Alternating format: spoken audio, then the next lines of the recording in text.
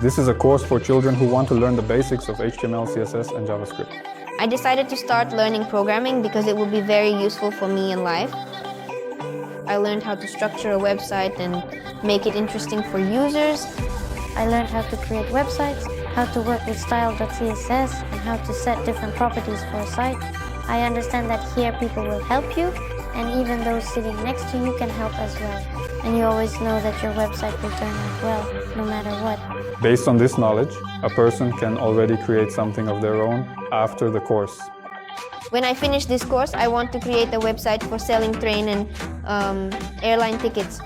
I already have one website, and soon I will finish it and be able to put it online. Programming makes our lives easier.